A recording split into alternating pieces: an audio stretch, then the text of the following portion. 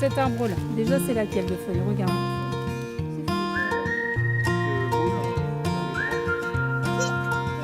Ça va vite, troisième arbre. Ce que vous avez ici peut faire jusqu'à 1 mètre de diamètre. Donc ça devient des micro-écosystèmes. Toutes les feuilles en fait vont tomber sur ce plateau. Vous avez également donc par exemple chauves-souris qui vont pouvoir également donc, se réfugier là-dedans ou tout ce qui est mésanges, etc. Donc c'est creusé principalement par les pics. Et vu qu'on lui a coupé un petit peu de racines, on va réduire un petit peu sa hauteur pour qu'il reprenne très bien au printemps. Petits ou grands, tous sont venus planter des arbustes et des haies à l'occasion du Festival de l'Arbre. Cet événement s'inscrit dans le cadre du plan forêt qui vise à doubler la surface boisée dans le Nord-Pas-de-Calais. Si ce projet a été lancé et est assuré par la région, chaque habitant peut apporter sa pierre à l'édifice.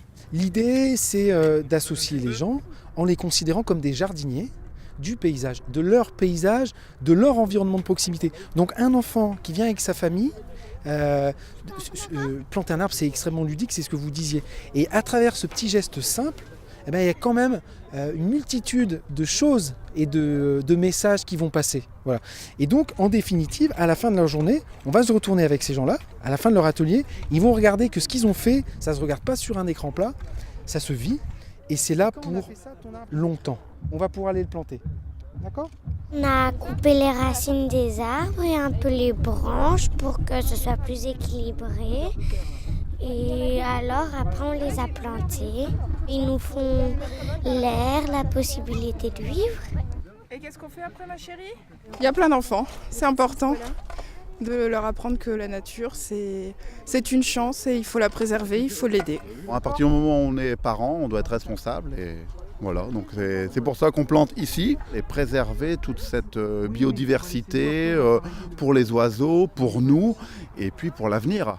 Outre les plantations d'arbres, des expositions, des randonnées nature, des spectacles, des ateliers ludiques et des animations proposées par des acteurs locaux se sont déroulés aux 4 coins de la région. On a une très petite forêt, trop petite forêt.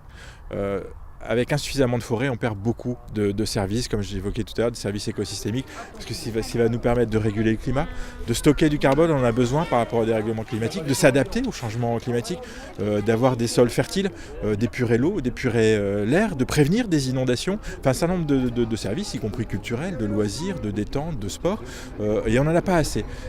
Donc il faut récupérer de ces services pour accompagner notre adaptation, la mutation de nos économies, la mutation de l'agriculture, la qualité de vie en ville, mais aussi hors ville.